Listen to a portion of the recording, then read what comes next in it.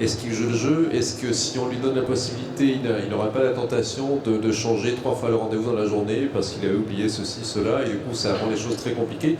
Qu'en est-il dans la pratique? Comment Adnan a dit oui, comment voyez-vous ça? Alors, je suis content qu'on en parle du client final parce que c'est autour de ça qu'on a construit notre solution chez Salesforce. Et pas uniquement notre solution de gestion d'intervention, mais l'ensemble de la plateforme Salesforce. L'idée, c'est quand on propose des fonctionnalités, quand on propose des solutions, c'est qu'elles soient centrées autour du client final, qui est finalement le récepteur du service qu'on doit délivrer. Du coup, on a construit notre modélisation de la planification, les fonctionnalités autour de la planification, pour y incorporer en fait le client comme une partie prenante de la planification. Et pourquoi? Parce que aujourd'hui, le fait qu'on ait la chance de travailler aussi dans le monde du B2B que dans le monde du B2C, on voit bien que dans le monde du B2C, dans le monde du particulier, et nous tous aujourd'hui, on a des solutions qui nous offrent dans notre vie au quotidien énormément de flexibilité en termes de prise de commande, en termes de supervision de la livraison, de l'opération. Et du coup, on attend que dans le monde du B2B, et finalement auprès de n'importe quelle entreprise avec laquelle on va travailler, de délivrer finalement le même niveau de service et d'offrir les mêmes fonctionnalités. Et du coup, il est clé de pouvoir permettre au client final la capacité à interagir de manière réelle sur le planning effectif des opérations que vous délivrez pour lui. Et du coup, de lui permettre, s'il le souhaite, de le modifier une fois, 2 fois, 3 fois, parce que l'objectif malgré tout du service, c'est de garantir la satisfaction client.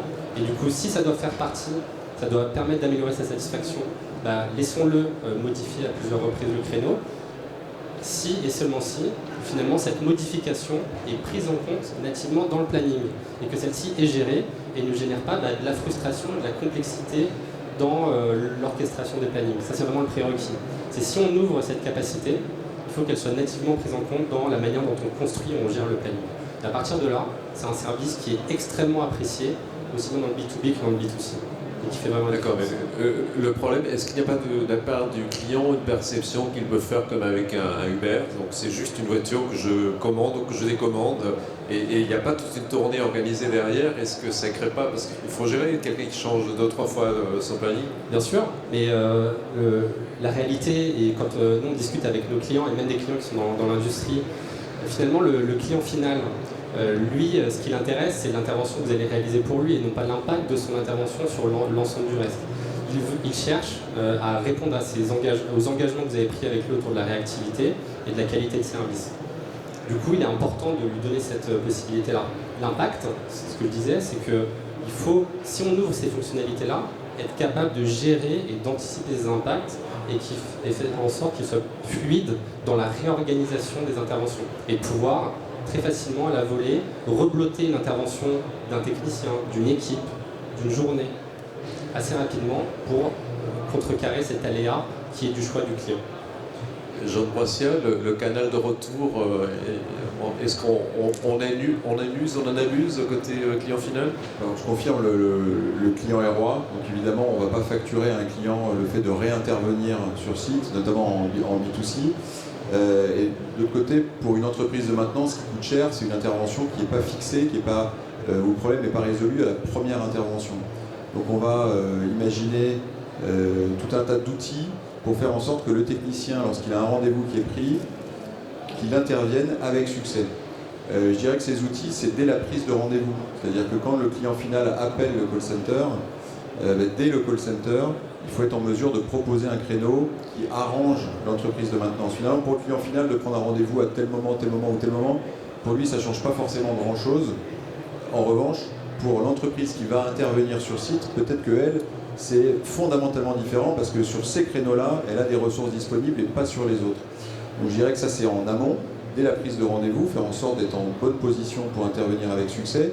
Et puis ensuite, quand on intervient, faire en sorte qu'on intervienne et que le client soit bien présent, soit bien informé, donc le notifier, donc le prévenir de l'intervention, lui rappeler que l'intervention a lieu demain à 8h, entre 8h et 10h, ensuite refaire un rappel le matin, faire un rappel lorsque le technicien arrive, est en route pour informer le client final et que le client final soit bien présent.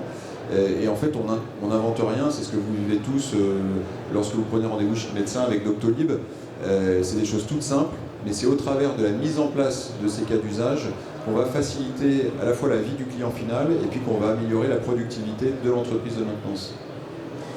Eric Lanzy, est-ce que vos clients commencent à modéliser quelque peu les plans B qu'ils peuvent mettre en place parfois pour faire face à des incidents qui peuvent être récurrents ou similaires? Autrement dit, est-ce qu'on commence à intégrer l'imprévisible? Oui, c'est ce que je vous disais déjà, en particulier sur une des stratégies qui est de faire du surbooking, donc de prévoir plus de rendez-vous mais dans une tournée qui a un sens, donc qui fait qu'à chaque fois qu'on va au suivant, on n'a pas beaucoup de kilomètres, etc. Donc on a effectivement cette stratégie-là. On a d'autres stratégies qui est de réserver un peu de temps pour les aléas qui peuvent arriver en pleine journée et devoir effectivement intervenir le jour même, le jour où le client a le problème et le jour même en fait pour résoudre son problème. Donc effectivement c'est des choses qu'on a prévues effectivement dans nos outils. En fait, en parlant effectivement de replanifier un rendez-vous, effectivement, on fournit une plateforme client, un client final en fait, qui va donc pouvoir replanifier ces rendez-vous, donc éventuellement dans la journée, ce qui n'est pas forcément le plus courant en fait, pour l'instant. Heureusement, on va dire, parce qu'effectivement, ça change, ça bouleverse quand même pas mal la planification. Donc ça, c'est des règles qu'on peut fournir. Néanmoins, si c'est possible de le faire, éventuellement sans un surcoût, effectivement, on peut le proposer au client, de dire ok, on comptait passer ce matin. Finalement, vous voulez qu'on passe l'après-midi, oui, on vous propose un créneau. Donc ça, c'est des choses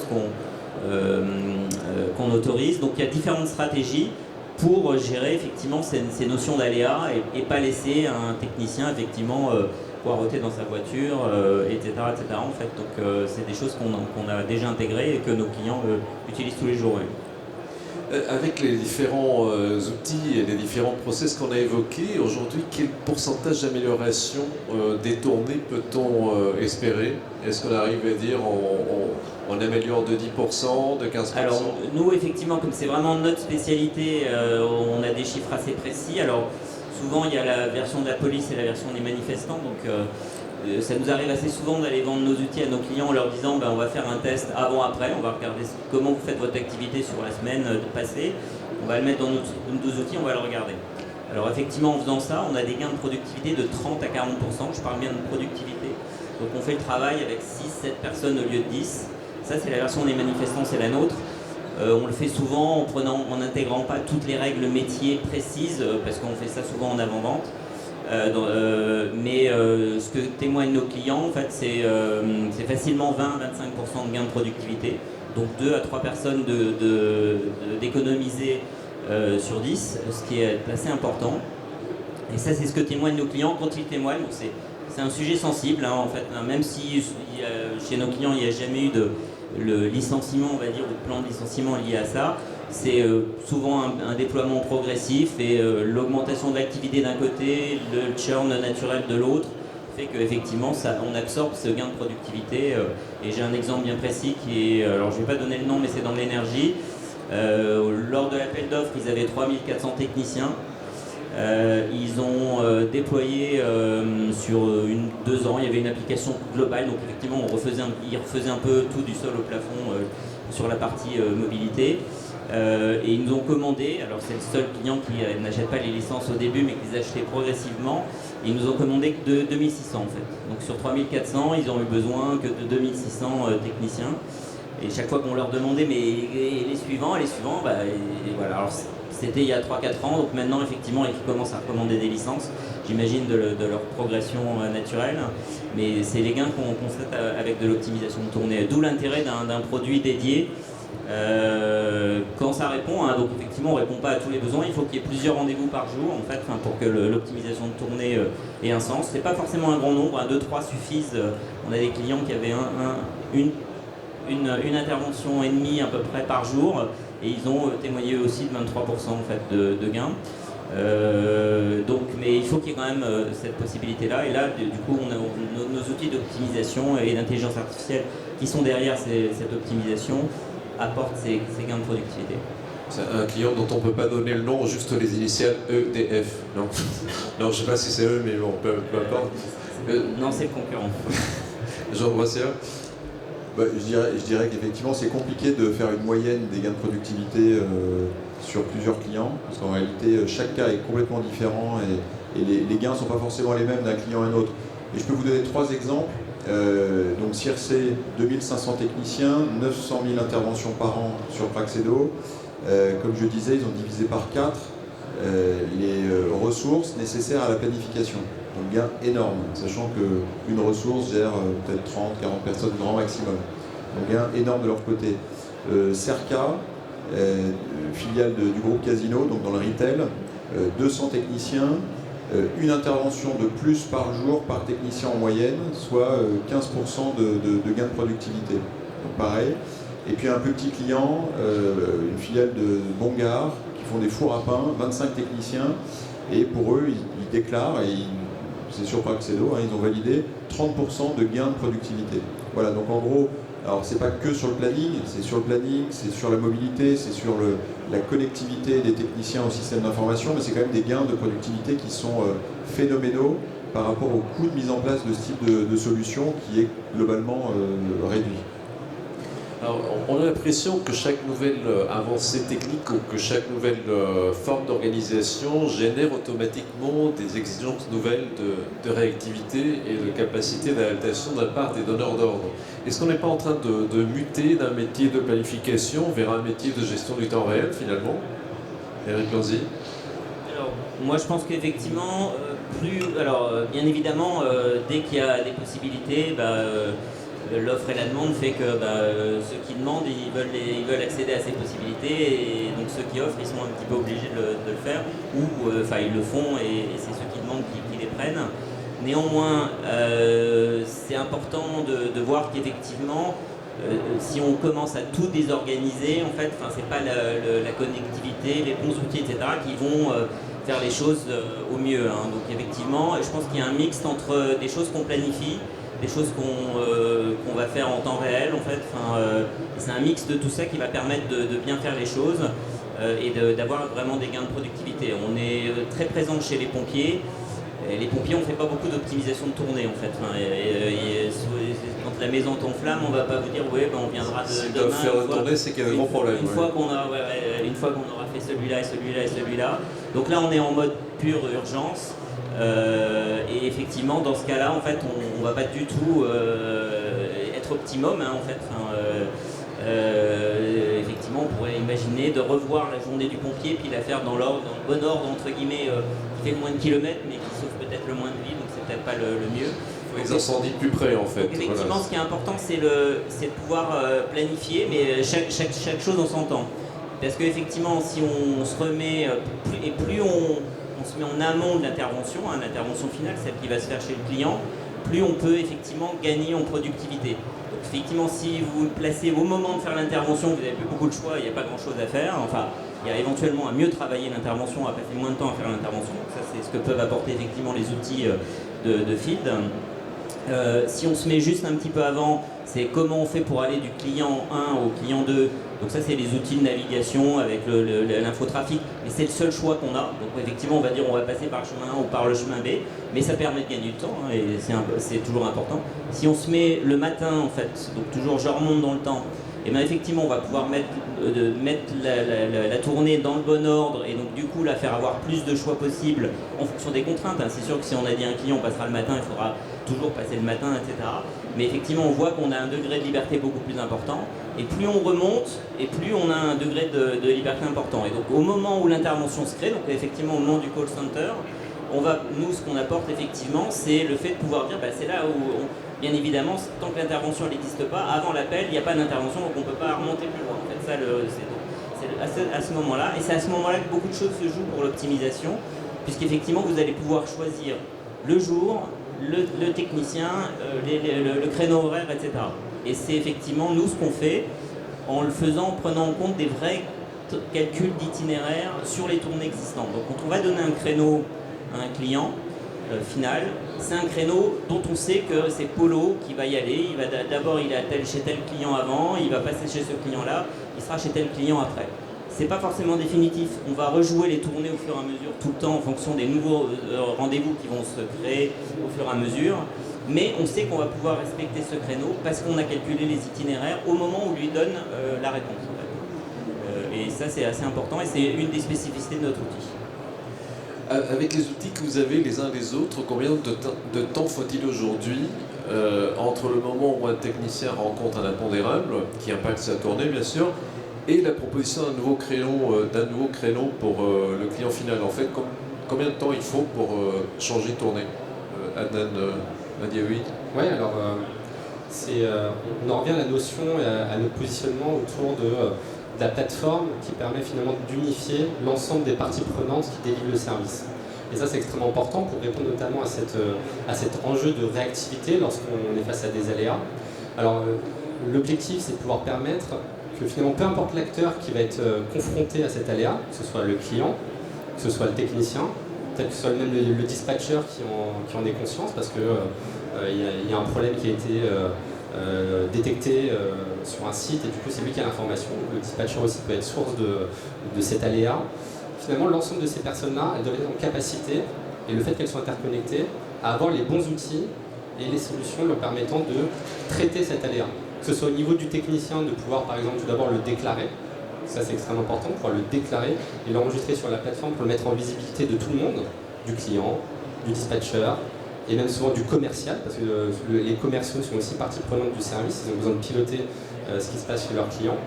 Et ensuite, de s'appuyer sur les bonnes solutions d'assistance à la replanification pour que très vite, on puisse gérer cet aléa.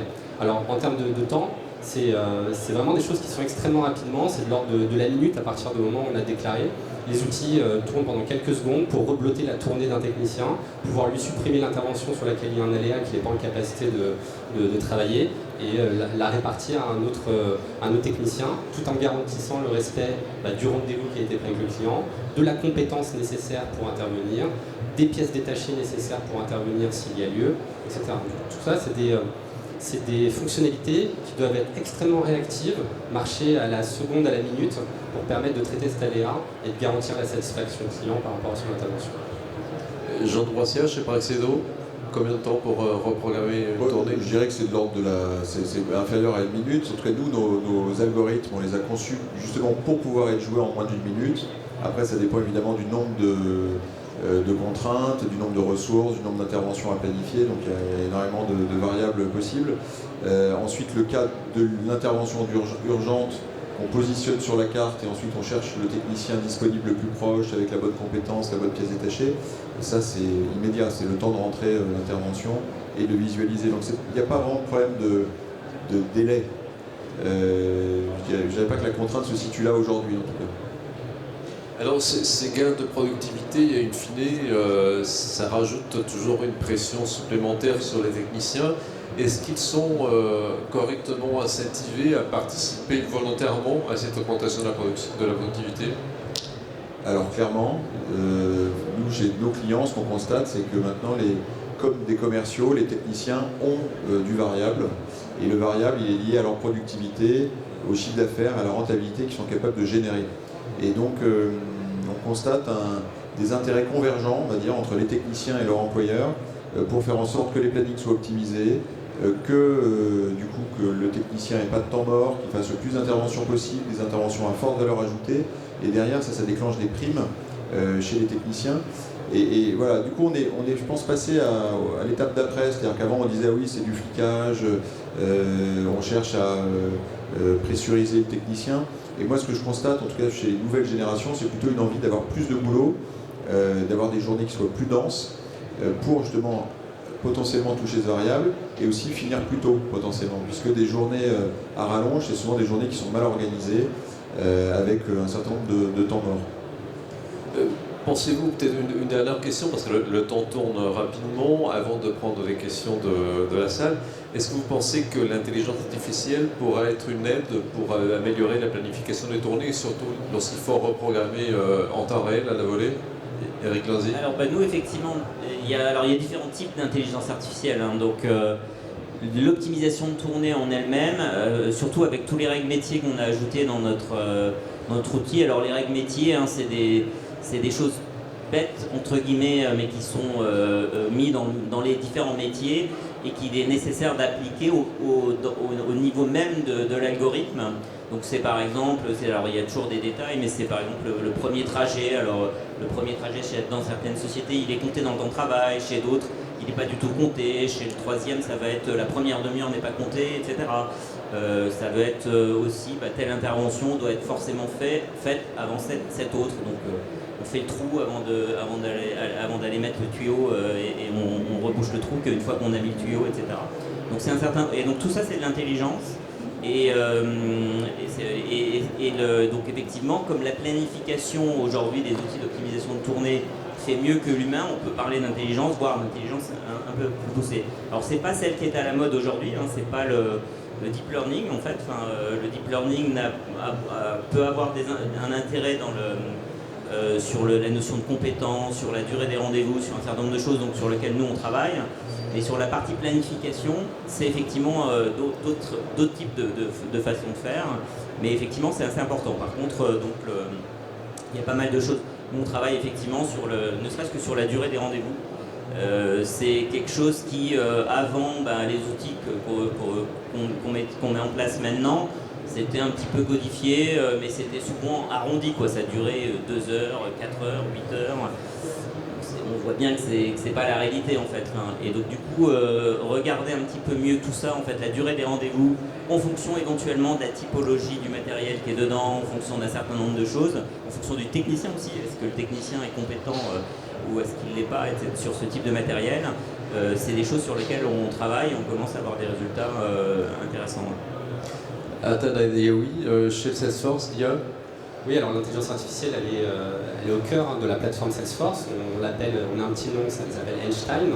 Et notre volonté, c'est de faire en sorte que l'intelligence artificielle peut être appliquée, avoir des usages métiers à l'ensemble des solutions offertes par Salesforce, aussi bien dans le monde de la vente que dans le monde de l'intervention terrain. Et dans le monde de l'intervention terrain, c'est extrêmement intéressant. On a effectivement un peu deux niveaux d'intelligence artificielle, plutôt une logique un peu de machine learning, d'apprentissage sur les données de nos clients, de pouvoir les aider en fait à mieux prédire et à mieux organiser leur capacité de production, leur organisation dans le futur, en prenant en compte, en analysant les interventions des années précédentes et de pouvoir prédire en combinant différentes sources de données, la météo par exemple, de savoir que la météo impacte, c'est le cas pour un de nos clients qui travaille dans le chauffage, qu'impacte finalement la volumétrie d'intervention au 3e trimestre et qu'au 3e trimestre, il faut prédire une capacité d'intervention à un nombre de techniciens supérieur. Du coup, il y a ce premier niveau de prédiction et de capacité d'analyse venant de la donnée. Ensuite, l'intelligence artificielle, elle est aussi extrêmement importante et intéressante à un autre niveau. Et nous, on l'utilise beaucoup et on veut que nos clients l'utilisent, notamment autour des bots. On pense que le bot peut devenir une véritable aide à la productivité des interventions. Et le bot peut être aussi bien appliqué au niveau du client, là on parlait du client final, doit-on le laisser modifier ses interventions? Oui, et encore mieux, et si on lui donnait la main complètement pour le faire. On est en capacité à mettre en place un bot qui peut permettre au client d'afficher l'ensemble des interventions qu'il a en cours et de pouvoir venir lui faire des propositions de créneaux de manière automatisée pour que le client choisisse le créneau. Et ça derrière avec un bot qui est une intelligence artificielle interconnectée au planning et qui va pouvoir proposer des vrais créneaux d'intervention au client. On peut aussi imaginer un bot. Alors, on l'a évoqué tout à l'heure, on a une vraie tendance aujourd'hui autour de la sous-traitance, nos clients qui construisent des écosystèmes de partenaires où ils sont plusieurs à intervenir sur un contrat. Et du coup, comment je peux embarquer mes sous-traitants, faire en sorte qu'ils soient le plus autonomes possible en leur proposant une aide au travers d'un bot qui va venir les aider à délivrer une intervention. Pouvoir avoir finalement un sous-traitant qui n'est pas à 100% pour vous, il n'a peut-être pas en tête toutes les notices d'intervention, toutes les modalités d'opération sur les équipements. Et du coup, en faisant appel à ce bot, il peut être en capacité d'avoir une aide sur le terrain. Une aide sur la méthodologie, une aide sur la replanification du créneau, voilà, et une aide finalement sur toutes les fonctionnalités offertes par la plateforme. Voilà un peu notre vision de l'intelligence artificielle. Jean Broissia, pour finir, un mot sur l'IA chez Praxedo. Disons que le grand thème, bon évidemment c'est un thème à la mode, je dirais que le grand sujet dans l'IA il est lié pour nous à la prédictibilité, c'est-à-dire à pouvoir prévenir les pannes en analysant le passé. Et puis par ailleurs évidemment dans tout ce qui est optimisation, notamment optimisation des tournées, mais c'était quelque part l'algorithmie qui était faite avant, qui s'appelle maintenant intelligence artificielle, mais qui est quand même à la base avant tout fondée sur des algorithmes. D'accord. Bien, bah, écoutez, merci. On a peut-être le temps de prendre une question dans le public. Est-ce que vous avez des questions, mesdames et messieurs, pour nos speakers? Si c'est le cas, je vais venir avec le micro. Non, pas de questions. Vous avez été très clairs, messieurs, pour les prendre à part. En tout cas, merci beaucoup de votre présence et merci. De votre participation.